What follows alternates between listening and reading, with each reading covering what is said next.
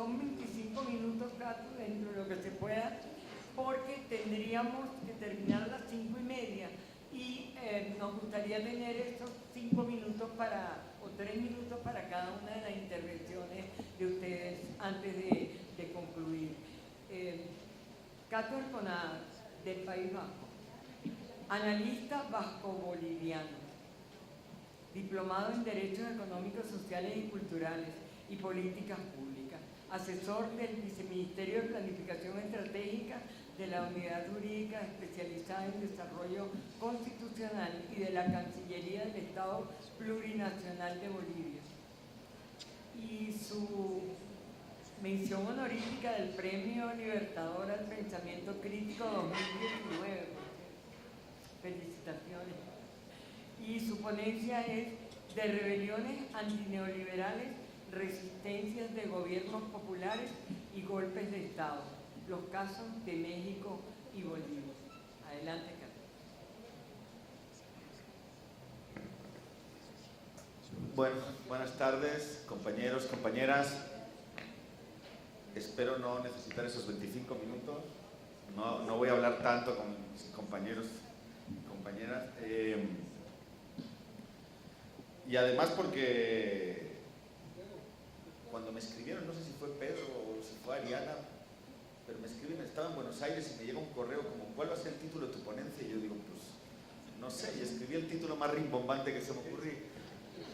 Y luego dije, vaya lío, tengo que hablar de eso. Entonces, ¿cómo hago ahora para mezclar en la misma intervención los casos de México y de Bolivia? Porque yo pensaba, digo, bueno, ¿no? Uno con qué viene, con qué temas trae al seminario, al debate. Entonces digo, bueno, pues, y ahí puse ese título, pero luego se me complicó la cosa. Pero bueno, pensando en cuando escribía y tomaba notas para esta intervención, pues yo pensaba cómo habíamos comenzado este año, este 2019, o en realidad casi cómo cerramos el 2018, ¿no? Lo cerramos con mucha esperanza, lo cerramos en el Zócalo de la Ciudad de México, ¿no? Estábamos con Héctor en un Zócalo abarrotado el 1 de diciembre de 2018, con mucha ilusión y con mucha esperanza por la victoria de Andrés Manuel López Obrador y, bueno, en este caso por la toma de posesión. Y al mismo tiempo veníamos también aquí con muchos compañeros el 10 de enero, la toma de posesión de Nicolás Maduro, y de repente todo se empezó a complicar, ¿no? Entonces lo comenzábamos con mucha ilusión por lo que sucedía en México y de repente con mucha preocupación por lo que venía sucediendo en Venezuela. También estuvimos aquí luego a inicios de febrero, luego el 23 de febrero, famoso todo el show de los puentes, etcétera, etcétera. Entonces, ilusión, esperanza por México y preocupación por Venezuela. ¿Y cómo lo terminamos, no? Lo terminamos con una Venezuela que es casi la Suiza de Sudamérica. No lo digo yo, lo dice Atilio Borón, que el otro día teníamos un evento en Buenos Aires y en un panel, lo decía Atilio Borón, de forma medio chiste y sarcástica, sí, pero es una metáfora de lo que sucede. ¿Quién iba a pensar a inicios de año que íbamos a terminar con una Venezuela con una estabilidad dentro de la guerra, dentro de las complicaciones, pero con una estabilidad bastante grande y con Evo Morales refugiado en Argentina? O sea, creo que hubiera sido impensable, ¿no? Y si a eso le sumamos un continente, ya se ha hablado aquí mucho, ¿no?, pero surcado por rebeliones populares, ¿no?, que van desde Haití, ese eterno olvidado, ¿no?, el primer país donde se hizo una revolución en América Latina, 1804, y del que menos se está hablando hoy, ¿no?, gracias o debido a los medios de comunicación, pero llevan más muertos en las calles en protestas que los muertos en Chile o en Ecuador, aunque también sean protestas muy relevantes, ¿no? Y que íbamos a terminar también el año con una victoria del kirchnerismo y del peronismo en Argentina en primera vuelta, y una derrota del Frente Amplio en Uruguay, y un golpe de Estado en Bolivia, ¿no? Realmente, sí, o sea, lo de América Latina en ebullición se queda corto incluso, ¿no? El momento es muy complejo. Es tan complejo el momento que, pásame el libro, no voy a hacer más publicidad de él, pero más allá de las virtudes y falencias, cuando publicamos este libro, que lo presentamos en julio en Buenos Aires por primera vez, lo que querría destacar es que, y bueno, aquí muchos compañeros y compañeras escriben, pero dos de ellos y de ellas, un compañero y una compañera, Gabriela Rivadeneira de Ecuador y Hugo Moldis de Bolivia, compañeros además de la red, compañeros con los que hemos estado muchas veces, compañeras en Venezuela, están los dos y las dos refugiadas en una embajada de un país latinoamericano, tanto en Quito, en el caso de Gabriela, como el de Hugo en el caso de Bolivia, ¿no? Entonces, realmente, si a inicios de año alguien nos hubiera dicho que íbamos a estar aquí debatiendo con todas cosas estas encima de la mesa, no sé si hubiéramos creído posible que todo esto iba a suceder. Y dentro de todo lo que está pasando, pues creo que México y Bolivia sirven también para representar justamente este momento de crisis, o por lo menos los picos, ¿no?, ascendentes y descendentes. Y como uno es un país en el que vivo, el caso de México, y otro es un país del que soy ciudadano y en el que he militado muchos años, como es el caso de Bolivia, pues me parecen buenas metáforas justamente para hablar o para intentar extraer algunas lecciones de lo que sucede en el continente, ¿no? Creo que son dos buenas metáforas. En el caso mexicano, un país donde hace un año se comienza a dejar atrás el neoliberalismo, un neoliberalismo que además también explícitamente en el caso mexicano se impuso mediante la mayor de las violencias, ¿no?, esa famosa doctrina del shock. Mafi nos recordaba el caso terrible de Colombia, pero fíjense una cosa y un dato, porque también a veces México ya se ha normalizado tanto la violencia que parece que no pasa nada, pero las cifras oficiales del número de personas muertas, asesinadas en el conflicto colombiano, hasta que se firman los acuerdos de paz con las FARC, por lo menos, porque obviamente los muertos y el asesinato de líderes sociales continúa casi cada día, pero el número de Mafi debe saber el número exacto, pero era aproximadamente, en 60 años de conflicto armado, era de 260.000 muertos, 261.000. Yo sí, 261.000 y algo. El conjunto de personas asesinadas por las fuerzas y cuerpos de seguridad, por los paramilitares, en enfrentamientos con la guerrilla, entre civiles, el conjunto, en 60 años, 261.000 personas asesinadas en Colombia. En México, ese número es el mismo número de personas asesinadas en los últimos 12 años en México. Desde que se inició la famosa guerra contra el narco, desde que Felipe Calderón comenzó ese despliegue militar, que en realidad era una guerra contra el pueblo y contra la población civil, son más de 250.000 personas asesinadas, ¿no? Ni siquiera hay cifras exactas, y más de 50.000, 60.000 personas desaparecidas. Entonces, es una barbaridad lo que el neoliberalismo produjo en el caso mexicano, ¿no? Donde se robaron varias veces una elección, ¿no?, en el año 1988, en el año 2006, y donde finalmente se abrió la posibilidad hace un año y medio de llegar al gobierno de forma masiva y por la vía electoral. Y en cambio, o en contraste, Bolivia, el país con mayor estabilidad política, económica y social del continente, un país que crecía, se ha dicho también, a tasas chinas. Todavía el año pasado creció al 4.7% sobre su PIB, y un proceso que se nos desmorona pues en cuestión de segundos, ¿no? Entonces, mi primera pregunta era, certezas no tengo muchas, pero preguntas sí. Mi primera pregunta era, ¿por qué la izquierda tardó 12 años, o bueno, casi 30 si contamos desde el 88, pero en cualquier caso 12 años, 3 elecciones presidenciales consecutivas, en llegar al gobierno en México y por qué un proceso tan sólido como el boliviano se nos desmorona en 12 días, prácticamente, ¿no? Entonces son muchas, o son preguntas que tienen una carga de densidad que creo que no las vamos a resolver en este seminario, pero es necesario que nos las hagamos, ¿no? Y ahí quería recuperar algunas de las claves que me parecen importantes en ambos procesos, en los que veo algunas semejanzas y a partir de ahí también algunas enseñanzas. Quizás pensando Bolivia, pero para pensar México, etcétera.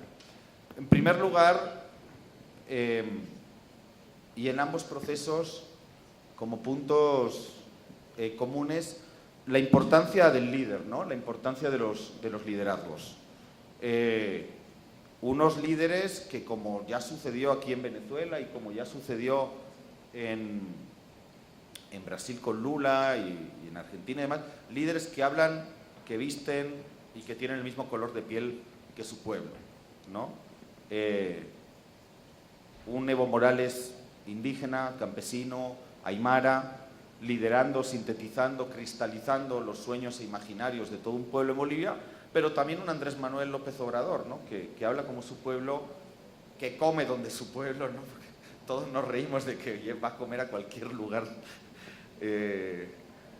muy, muy sencillo, unos tacos, pero que en ambos casos supusieron un momento de mucha esperanza para sus pueblos y unos momentos de tremenda politización en Bolivia. Yo la viví y en México la estoy viviendo actualmente, ¿no? No se me va a olvidar tampoco, hace un año justamente, nosotros íbamos para el Zócalo, pero Andrés Manuel iba para el Congreso, para San Lázaro, a tomar posesión en un Volkswagen, en su utilitario, en un Volkswagen blanco, Jetta, sin ninguna seguridad, ¿no? Y mientras iba por la calle, que las televisoras lo estaban retransmitiendo, pues casi como si eso fuera, ¿no? Iban siguiéndole en helicóptero al Volkswagen. Un ciclista que pasaba por ahí se le puso a la par. Andrés Manuel baja la ventanilla y el ciclista le dice: no tienes derecho a fallarnos, ¿no? Luego lo contó Andrés Manuel en su discurso. Yo creo que eso sintetiza también muy bien ese momento de esperanza, ¿no? Líderes que además tomaron medidas urgentes para sacar de la pobreza y para desahogar a los sectores y a las clases populares, a las mayorías sociales. En algunos casos, como el boliviano, se pudo ir más lejos porque la correlación de fuerzas lo permitía. En el primer año de gobierno de Evo en Bolivia se nacionalizaron los recursos naturales 3 meses después de llegar al gobierno y se convocó a una asamblea constituyente que parió una de las constituciones más progresistas y avanzadas de América Latina y del mundo, y quizás en otros la correlación no es tan favorable como el mexicano, pero ya hay elementos que son fundamentales para destacar. Ayer el salario mínimo mexicano subía un 20%, pero es que el primer año de gobierno, en diciembre del año pasado, cuando no se llevaba un año gobernando, se subió un 16%. Y todo ello sin inflación, una inflación por debajo del 5%, no sé si Héctor sabe la cifra exacta o Darío, pero la inflación está por debajo del 5%, con lo cual la ganancia en poder adquisitivo, entre el 16% de subida del año pasado y el 20% de este año, que además se duplica en las zonas fronterizas, es realmente grande e importante para la clase trabajadora. Entonces decía la importancia de estos liderazgos. En segundo lugar, anotaba 4, pero hay muchos más quizás, pero en segundo lugar, lo simbólico, ¿no? En cualquier disputa cultural y construcción de hegemonía, ¿no? Por un proyecto nacional popular, mencionaba Cachi a Gramsci, pues la disputa cultural desde lo simbólico es fundamental, ¿no?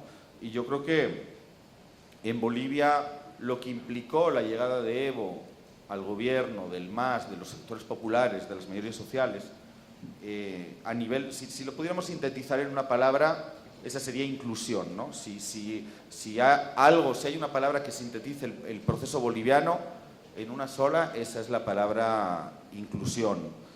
Y en el caso mexicano, yo creo que hay un elemento que no solo simbólico, pero que empieza por lo simbólico y justamente en un país devastado por el neoliberalismo, pero expresado en una violencia tan atroz, yo creo que la cuestión de los derechos humanos está siendo fundamental, ¿no? O sea, una comisión de la verdad por Ayotzinapa, una amnistía para los que se está aprobando en estos días justamente, para todos los más humildes, los desheredados de la tierra, condenados por narcotráfico, ¿no?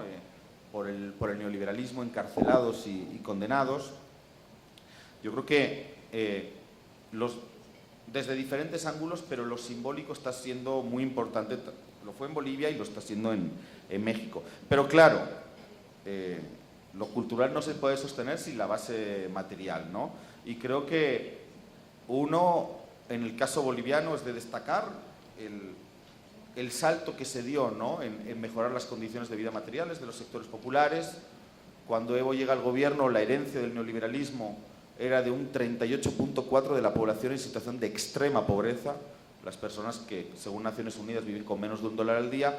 Actualmente está en menos del 15%.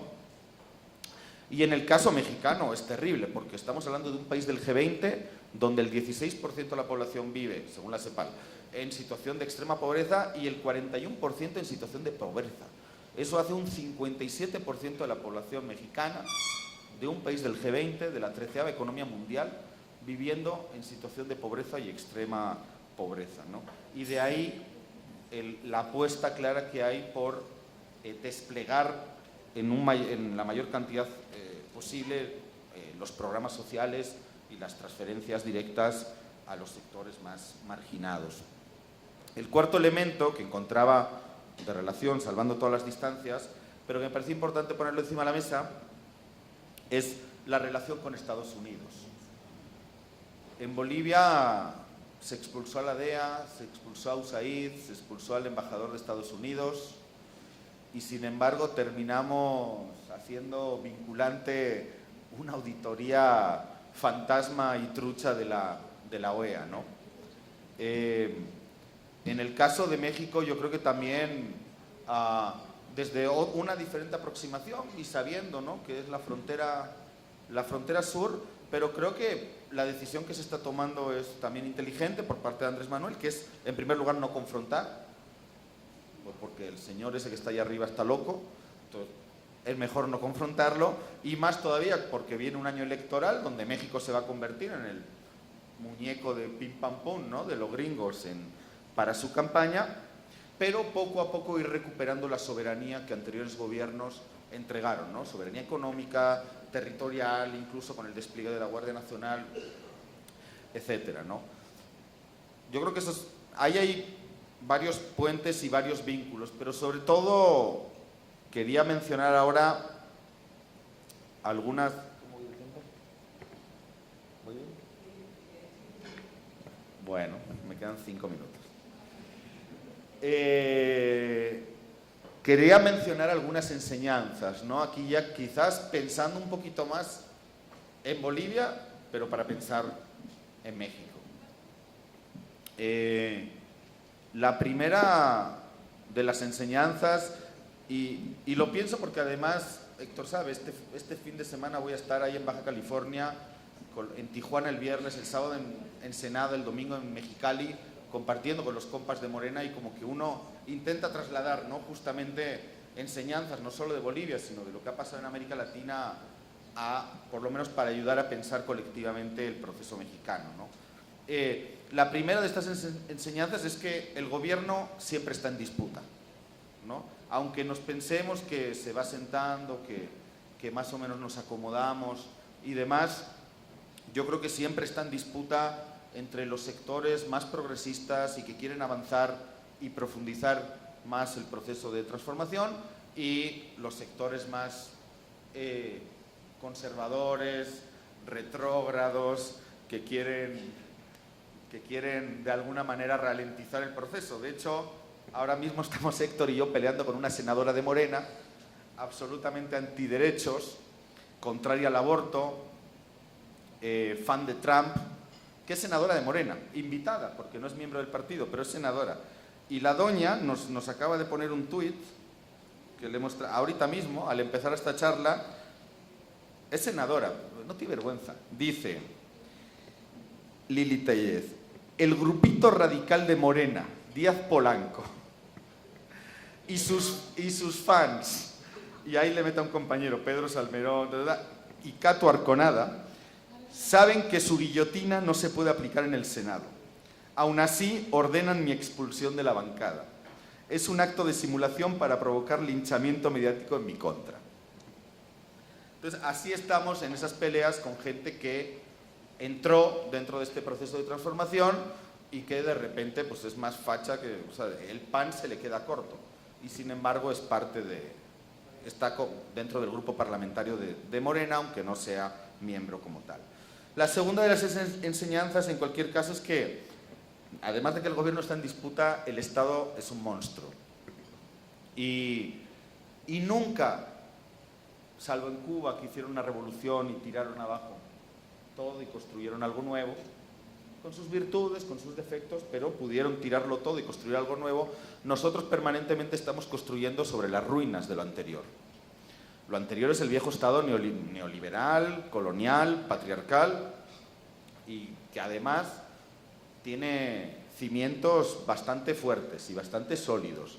Entonces, el Estado realmente, y yo creo que en México lo está viendo Andrés Manuel, ¿no? Que de repente cuesta que las cosas se muevan más rápido de lo que se querría porque hay muchas resistencias, ya no solo en el gobierno, sino en el conjunto del Estado. Y justamente por eso, y como tercera enseñanza, la importancia del partido, ¿no? Y justo aquí, precisamente, pueden ser parte del gobierno, digamos, diversos sectores, pueden ser parte del movimiento de una manera amplia, del proceso de transformación, sectores amplios, pero no todo el mundo puede ser parte del partido. El partido, de hecho, es quien debería empujar a la izquierda al gobierno. El gobierno es quien debería ser, incluso cuando se necesite, crítico, de manera leal, con el gobierno, cuando el gobierno tienda a centrarse, ¿no? Y además no solo convertir el partido en un mecanismo para la lucha institucional, sino también, y sobre todo, sin menospreciar la lucha institucional, convertirlo en un instrumento para la lucha de masas y para la lucha ideológica, ¿no? Que creo que son factores que ahora de repente estamos pensando los problemas en Bolivia, pero ya los vimos en Ecuador, cuando se quedaron sin partido los compañeros correístas, porque tampoco nunca le dieron mucha importancia, no nos vamos a engañar, o en Brasil, ¿no? A mí no se me va a olvidar una anécdota que nos contaba otro compañero que recientemente falleció y que es coautor del libro, Gustavo Codas, un gran amigo brasileiro, y que él contaba una anécdota cuando intentaban entender por qué en las favelas se había votado masivamente a Bolsonaro. Y el PT, que había tenido espacios de incidencia muy grandes, la izquierda, pues no había tenido los resultados que solía tener, ¿no? Y hablaban con un padre cuyo hijo lo había asesinado pues, en la delincuencia, ¿no? La economía criminal y demás allá en la favela. Y este padre decía, es que cuando mataron a mi hijo, quien estuvo allá no fue el partido, fue el pastor. Y ahí también es una anécdota, pero que ayuda a entender una buena parte de lo que se ha pasado y de los errores también cometidos. La cuarta enseñanza que yo por lo menos recogía pensando estos procesos es, sí, la importancia de lo material.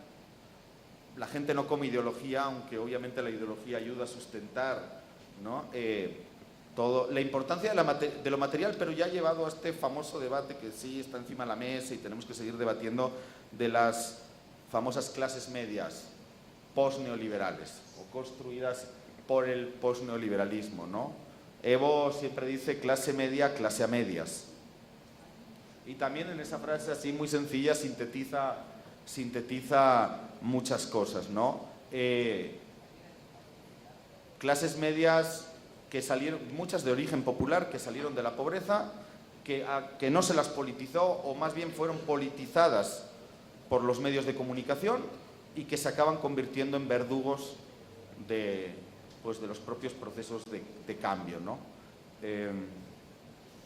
Y la última, ya para terminar, y que no me llamen la atención, pero otro elemento que que yo quiero poner encima de la mesa siempre en el debate y especialmente también lo estamos intentando poner en el debate, encima de la mesa en el debate en México, porque está llegando, es la cuestión de la ola feminista, ¿no? Que es una ola que viene atravesando América Latina, el único movimiento que en Argentina consiguió llevar a la calle a 2 millones de personas,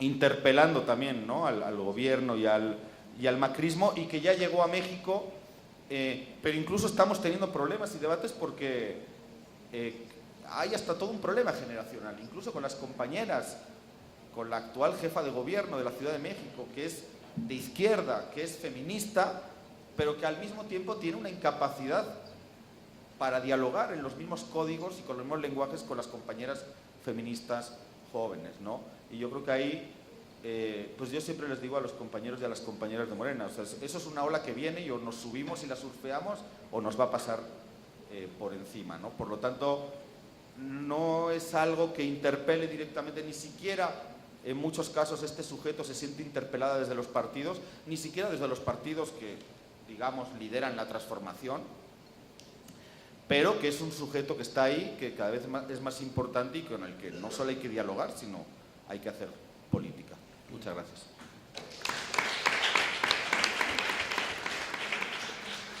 Bien, nos quedan algo así como 23 minutos y vamos a abrir el derecho de palabra. ¿Quiénes se quieren anotar? Por favor. Edgar Figuera. ¿Quién más?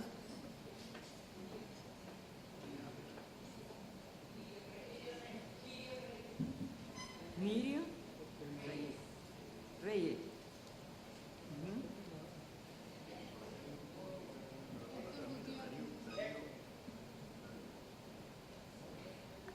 Ajá, ¿qué nombre? ¿Tu nombre? Darío Salinas.